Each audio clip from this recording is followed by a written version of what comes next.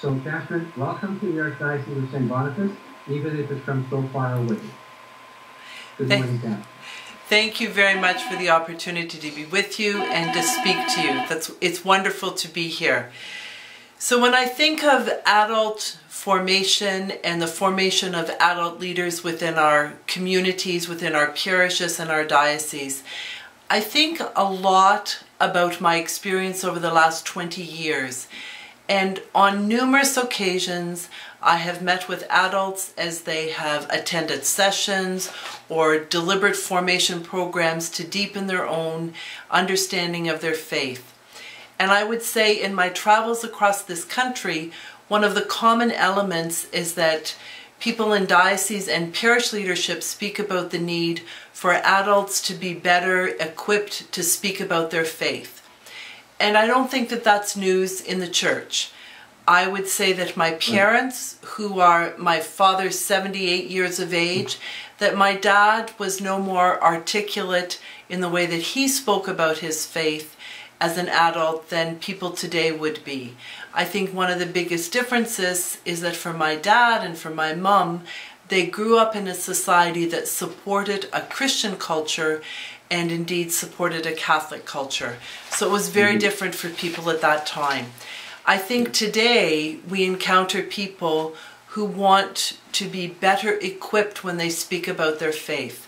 So when I think about adult faith formation, I think often the very first thing that happens when people come to an opportunity at a parish or a diocese to deepen their own faith is that they have a chance, first of all, to speak about their relationship with God. And that doesn't happen for very many people in very many places. And so many times people feel that they're able to deepen their spiritual relationship because they're able to gather with others. So part of what happens in a formation program is that a facilitator may have content that they wish to present, either whether it's a specific topic such as a Catholic understanding of the Bible or an understanding of the sacraments.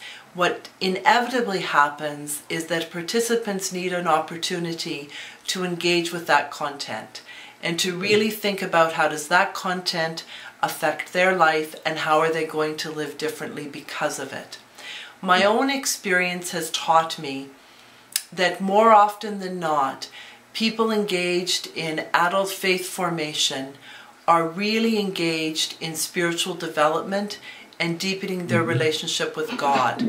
There is often not specific formation that takes place in the sense that we would use that word in another setting. The way we would speak about formation in an academic setting would be different than how we speak about formation in a parish setting.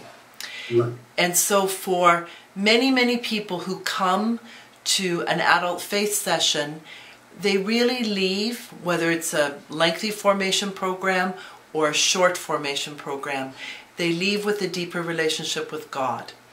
And I would hope that one of the things people leave knowing is that they're called to live their Catholic way of life, not just when they gather on Sunday for church or Saturday night for church, but they're called to live that way of life at home, in the community, in the marketplace.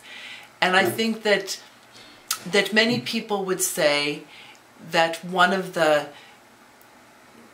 shortcomings or failures of the Second Vatican Council was that people came away with a sense that in order to live a Catholic way of life, they needed to be involved in more parish programs and more lay liturgical roles. That's one thing we do, but it's not the only way that we live our faith life. So first of all, I think adult faith formation is about helping people to deepen their relationship with God. That's one aspect of adult faith formation. That's that first aspect you were talking about, is it? Yes. Yes. So the one aspect, the average person in the pew can deepen their relationship with God. And people may come and go from that type of formation. And it may happen liturgically within certain seasons. It may happen on a longer term basis. I think another area of adult faith formation is when we're deliberately forming people to be engaged in some type of leadership role within the life of the parish. That leadership role may be to be the catechist, to work with families as they prepare their children for confirmation or First Eucharist. The leadership role might be to chair or facilitate a stewardship committee or a social outreach group. It might also be involved with formation with lay liturgical leaders. Perhaps you coordinate the lectors or the ministers of the sick or the ministers to the homebound. Regardless of what role you're going to assume, I believe that the leadership has to assist you in understanding some very basic tenets of who we are as a Catholic community.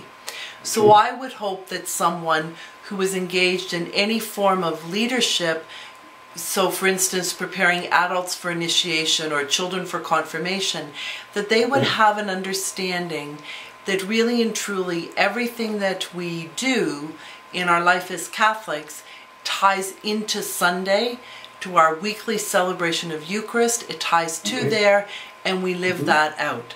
So the formation for those types of leaders would have a basic element. It wouldn't matter which aspect of parish ministry you would be involved in. You would need a really clear understanding of why the Church celebrates baptism and confirmation with the uninitiated. We do that so that they can join us at Sunday Eucharist and so that they can go and live the Great Dismissal and work for the building of God's kingdom. And I would say that that piece is often lacking in faith formation for parish leadership, because typically we prepare people for a specific task and we miss some of that foundation, and that's unfortunate. And I think what happens when we miss the foundation is we end up with a fragmented approach to parish life. And I don't think that that serves a parish or a diocese very well. In a parish environment, if we're going to be preparing people for specific roles, and the one that I work more often in than others is to prepare people to be a catechist in the parish, to facilitate formation sessions for others, to facilitate that time of formation before confirmation or First Eucharist. And in those roles, those people would need an opportunity not just to have the teaching, the academic part of who we are, not just the theological foundation, but they would also need opportunities to be engaged in what in other areas would be called a practicum. Or if we use different language, we would speak about apprenticeship.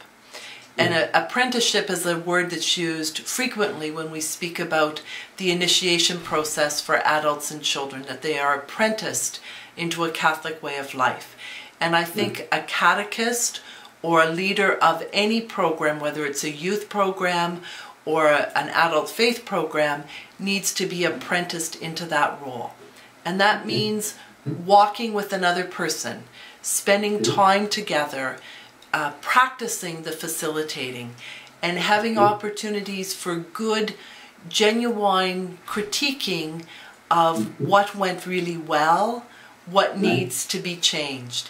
That aspect of critiquing, I think, is something that we need whether we're being apprenticed or whether we're the mentor.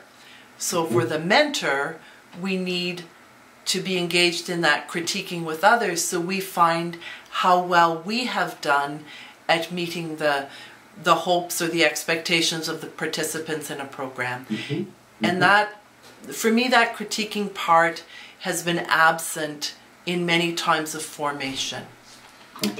My years in parish ministry has convinced me of the importance of collaborative ministry. For me, collaborative ministry is rooted in mutual respect and a recognition that St. Paul had it right. There are a variety of gifts and the same Spirit, and that I have different gifts than the pastor. And I can respond to a mother who's trying to juggle 10 things in a way that the pastor can never respond to her. And if he respects my role and I respect his role as pastor, together we are able to serve God's people in a healthier, fuller way, so that the life of a parish is richer. And I think if you take that, you can apply it to a parish, to a group of parishes. If they're clustered, you can apply it to a diocesan structure. It really calls for mutual respect and an ability to work well together. For me, in one sense, I think that faith formation is really simple. It's not a complicated process. We could write tons of books on how to do it and develop a great curriculum, but when it comes right down to it, it's helping people to understand that Sunday Eucharist is pivotal, that we're baptized and confirmed so that we can be nourished on God's Word, nourished at the table of the Lord, and sent forth to the mission territory to live as God's disciples. If that's at the heart and center of our faith formation, then I honestly believe the rest will unfold, and it's not as complicated as we want to make it sometimes. Right.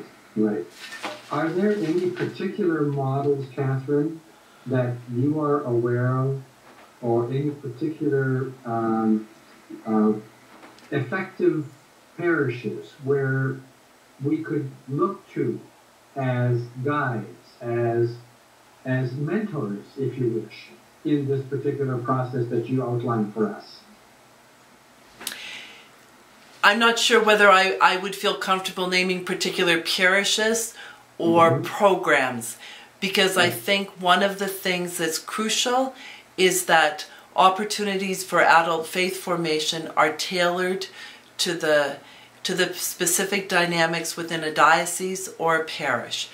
And I'm convinced that we need to hear what people's schedules are about and recognize for someone to be involved as a team leader for baptism preparation, that formation is going to be very different than for someone who's going to serve as a parish catechist. And we need to model and develop preparation and formation that respects time-limited opportunities for parishioners. They don't have 3 or 4 years. They don't have one night a week for 20 weeks. So we need to be creative in that. So in that respect, then, it begs, I think right now, are there any key questions, perhaps, that you might suggest that we ask ourselves as a diocese, as parishes, as we embark in this area of ministerial leadership formation? I think you need to ask yourselves, what is the role that you want this person to fill? So what, are you filling a need, or are you forming people because there is a genuine desire of people to deepen their relationship with God? So if we're going about filling a specific need, we need to be clear what that need is and what is the model that you're going to operate in. Is it going to be a collaborative approach, and that will lead you down one path? If it's going to be an approach that has a specific job description and it eliminates the line that says, and all other duties as assigned by the pastor, then you're going to have a different approach again. And to me, that's a segmented way to structure a parish. So my bias is to develop collaborative ministry where the lines between roles aren't so much blurred as they blend together, because two people facilitating together makes a difference in the way that a message is delivered to others. Well, Catherine, and in the word that you have given to us, there's no question that you have given us something to think about in the questions that you framed, and also in the outline that you've given us of what faith formation is, what the basis of faith formation is. So I want to sincerely thank you very much for taking the time to be with us and to be an important part of this planning session for the Archdiocese of Saint-Boniface. Thank you so much. You're very welcome.